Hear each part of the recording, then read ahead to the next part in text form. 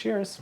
Hey everybody, it's Grant, and today I'm going to show you how to make a really easy dessert that combines two of my favorite things, pudding and espresso martinis. This is my recipe for espresso martini pudding. So 1.5 cups of milk, and then to that I'm going to add 1/3 cup of just regular sugar. I'm just going to give that a stir. And now while that comes up to a bubble, I'm going to start mixing up the rest of our ingredients. Right here I have my coffee liqueur. We're going to do 1/4 cup. I made some espresso and then I popped it in the fridge to chill it a little bit, because since we're using cornstarch, you want all your ingredients to be cold. Cornstarch dissolves best in cold liquids instead of warm liquids. So if you try to dissolve cornstarch in like hot coffee, it's gonna get really clumpy. It's not gonna be nice and smooth. So we wanna start with cool ingredients here. So this is 1/2 cup of espresso. And now I'm going to add 3 tablespoons of cornstarch and then 2 tablespoons of cocoa powder. And then we're also going to add 1/4 teaspoon of salt. Now I'm just going to mix that up with a fork. And then I'm just gonna start whisking the milk and slowly add in all of this chocolatey espresso coffee goodness. It starts to get really thick. I can start to feel the whisk sort of dragging. And I don't typically pull it off until I start to see some bubbles. Just like that. But now we can take it off the heat.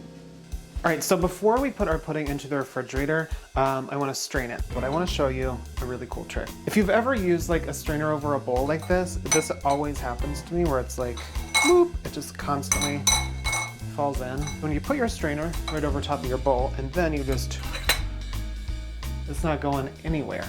Since we did use cornstarch, there's a possibility that there are some lumps in there. So I'm just gonna pour it right through the strainer. That's not gonna fall because we put that spoon there. Gorgeous. And now I'm just gonna use that spoon and just get the rest of that pudding out. So I'm just gonna spoon some pudding into this glass. And I'm gonna fill this about 3/4 of the way.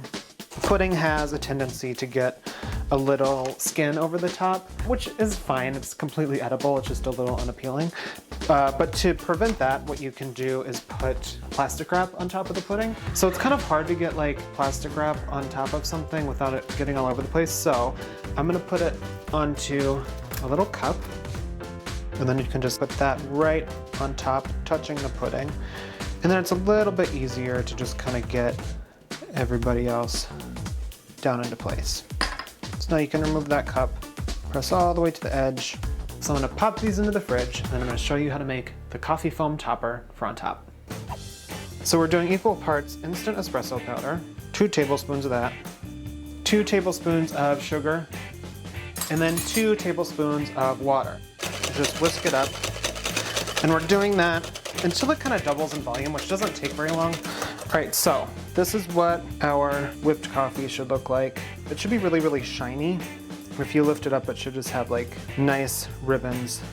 All right, so we have our whipped coffee all done. So I'm just gonna grab one of those puddings out of the fridge, and then we will serve it up. It's like TikTok. You know how they do that on TikTok? They're like, boom, and then it's like the next scene.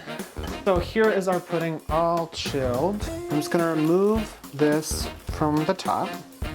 And now we're just going to put some of that coffee foam right on top. And then if you need to kind of like spread it out with a spoon, you can do that.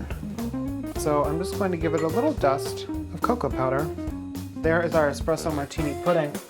If you put that in front of someone, they would think it's an espresso martini, but it is in fact dessert, and it is a dessert that takes so little time to make.